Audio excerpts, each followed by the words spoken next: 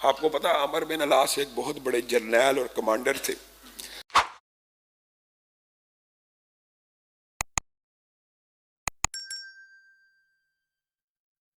اور جب ان کو یہ اعزاز ملا تو رسول اللہ صلی اللہ علیہ وسلم نے چن کے 300 صحابہ جرنیل قسم کے ان کی زیر امارت روانہ کر دیے اور ان کو کہا بلی قبیلہ جو ہے ان کا ننیال کا وہاں پہ حملہ کرنا، ایسے بنو بکر کے اوپر اور یہاں سے خدا کے اوپر وغیرہ، وہ ساری رسول اللہ نے ان کو ڈائریکشن دی.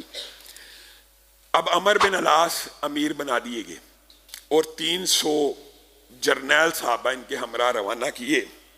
تو یہ بہت زیرک اور دانا تھے. انہوں نے جب مسلمانوں نے کی تعداد گنی 300 ہے اور دشمن کے لشکر کو بہت بڑا پایا ہزاروں کی تعداد میں، 300 کا مقابلہ ہزاروں کی تعداد میں ہوتا نہیں ہے، تو انہوں نے فی الفور رسول اللہ سے امداد مانگی. انہوں نے وہ حکمت عملی کو اختیار نہ کیا جو زید بن حارثہ اور جعفر طیار نے اور عبداللہ ابن رواحہ نے کیا کہ ہم ٹکرا جائیں گے، بلکہ انہوں نے رسول اللہ کو خط لکھا اور پیغام بھیجا اور قاصد بھیجا کہ میری تعداد 300 ہے اور مد مقابل تاریخی روایات کے اعتبار سے 5000 کے قریب کا لشکر تھا، تو میں یہ مناسب نہیں سمجھتا کہ میں ان کے ساتھ ٹکراؤں، مجھے کمک بھیجی جائے.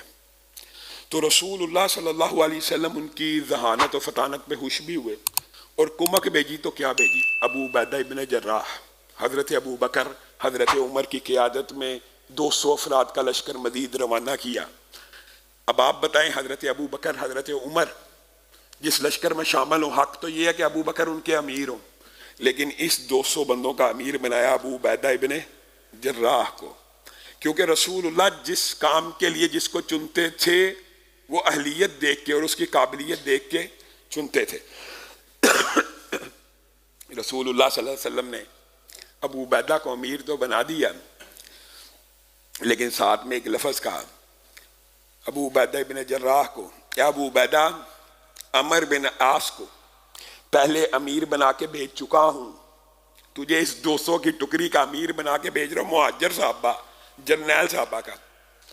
اگر اختلاف پیدا ہو گیا رائے کا تو تو نے عمر بن العاص سے جھگڑا نہیں کرنا، تو نے اس کی عبارت کو قبول کرنا. اب آپ بتائیے اس سے بڑا فقہی طور پہ باب کیسے ثابت ہو سکتا ہے؟ ابو عبیدہ ابن جراح، حضرت ابو بکر، حضرت عمر، ان کا امیر کون؟ عمر بن العاص. افضل کی موجودگی میں کم افضل کا امیر بننا جائز ہے اگر اس میں کوئی ایسی اہلیت پائی جاتی ہے. بہرحال حضرت ابو عبیدہ ابن جراح گئے، انہوں نے جاتے ساتھ یہ ایک رائے پیش کی کہ اس کے اوپر حملہ کرنا چاہیے.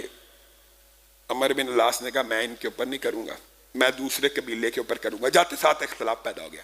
تو حضرت ابو عبیدہ ابن جراح سوچنے لگے اس لیے مجھے رسول اللہ نے کہہ دیا تھا پہلے کہ اگر اختلاف رائے پیدا ہو جائے تو عمر بن العاص کی ماننی تو فوری سرنڈر کر دیا. کہا میں ان 200 کا بھی امیر باقی نہیں، آپ جو فیصلہ کریں گے ہم آپ کے تابع آگے پیچھے دائیں بائیں ہو کے لڑیں گے، یہ صاحب بات ہے، آپ جو فیصلہ کریں گے. ان کے فیصلے کے اوپر عمل کیا. نماز کا ٹائم آ گیا، نماز کا.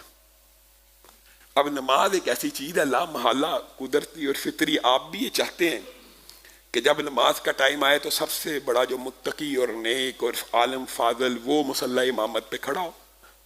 تو بے اختیاری سے حضرت ابو عبیدہ ابن جراح پھر مصلی کی طرف بڑھ گئے. حضرت عمر بن العاص نے ان کو روک دیا، کہا امیر میں ہوں کہ تو ہے؟ آپ امیر ہیں، امامت بھی میں کراؤں گا. تو حضرت ابو عبیدہ ابن جراح نے ان سے اس بارے میں بھی اختلاف رائے نہ کیا. آپ حیران رہ جائیں گے اسی جنگ کے اندر ایک رات ظاہر لشکر ہے اور جنگی کاروائیوں میں مصروف ہے، اپنے گھروں میں موجود نہیں ہے. ایک رات عمر بن العاص کو احتلام ہو گیا. یہی وہ واقعہ ہے جو اس بات کے اوپر دلیل ہے کہ رسول اللہ کی زندگی کے اندر بھی صحابہ اجتہاد کیا کرتے تھے.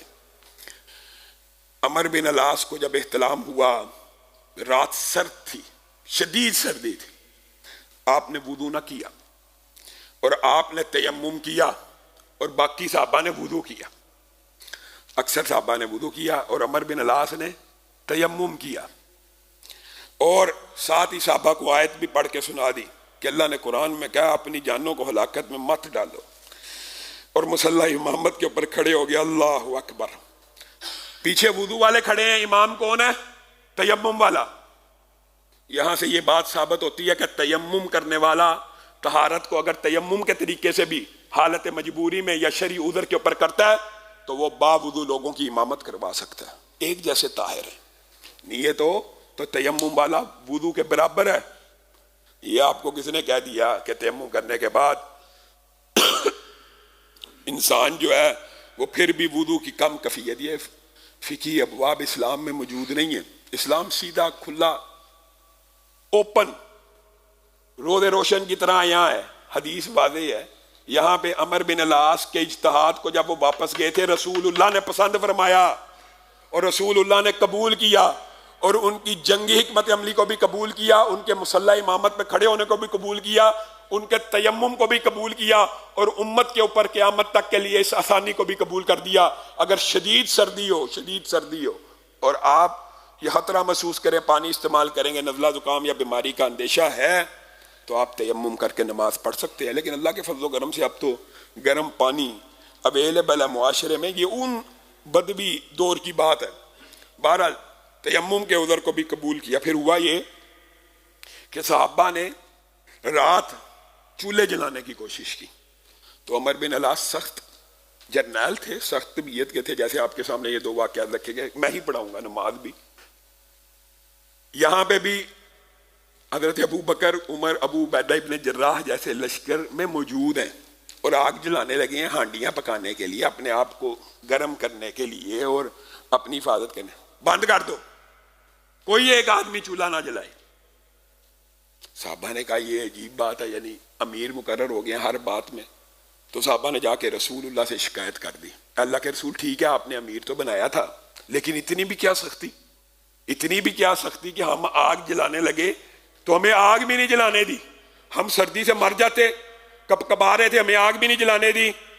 تو یہاں پہ رسول اللہ صلی اللہ علیہ وسلم نے عمر کو بلایا اور پوچھا، ہاں جی آپ نے آگ نہیں جلانے دی، یہ کیا بات ہے؟ چلو باقی باتیں تو آپ امیر ہیں، آپ نے کی ہیں۔ واہ اللہ کے رسول، جنگی حکمت عملی کی وجہ سے نہیں جلانے دی، اگر چولہے جل جاتے تو وہ جو 5-6 ہزار کا لشکر تھا اس کو ہماری تعداد کا علم ہو جاتا۔ تو رسول اللہ صلی اللہ علیہ وسلم اتنا خوش ہوئے کہ عمر بن العاص کو پھر یہ اعزاز بخشا۔ اور آپ ان کے قبول اسلام کا واقعہ اگر پورے کا پورا دیکھیں، وہ بھی ایک سیرت کا سنہری باب ہے۔ ان کو یہ رسول اللہ نے اعزاز بخشا کہ اسی طرح کی اسی نوعیت کے مقدمات آئے تو رسول اللہ نے عمر بن العاص کو کہا یہ دو فریق آئے ہیں، مقدمہ لے کے آپ فیصلہ کیجئے۔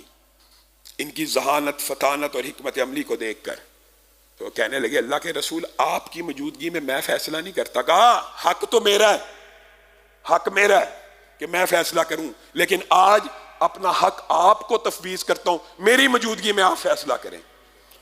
اور حضرت عمر بن العاص نے ان کی موجودگی میں فیصلہ کیا تو رسول اللہ خوش ہو گئے اور کہا اس کے فیصلے کو نافذ کر دیا جائے۔ اور عمر بن العاص خود بیان کرتے ہیں کہ اسلام قبول کرنے کے اندر حبشہ کا جو بادشاہ تھا اس کا ایک تھپڑ بھی مجھے راہ ہدایت پہ لانے کے لیے کار آمد ثابت ہوا کہ جب میں نے عمر بن امیہ زمری کے بارے میں نجاشی کو کہا اس کو میرے حوالے کر دو، یہ میرا دشمن، میں اس کو قتل کروں گا، تو اس نے میرے ناک کے اوپر تھپڑ لگایا، خبردار یہ ہمارا پناہ گزین ہے۔ تو کہا اللہ کی قسم اس دن میرے دل میں اسلام کی ہیبت بیٹھ گئی کہ رسول اللہ سے حبشہ کے بادشاہ بھی ان کے قاصدوں کو امان دیتے ہیں اور ان کے اوپر ایمان لے کے آتے ہیں، یہ ضرور ایک دن دین غالب آ کے رہے گا۔ اور یہی آہستہ آہستہ جو تبدیلی ہے حضرت خالد ابن ولید کی اور عمر بن العاص کی اور عثمان بن طلحہ کی اسلام کی قبولیت کا سبب بنی۔ انشاءاللہ یہیں سے آئندہ آنے والے خطبے میں اپنی بات کو شروع کریں گے۔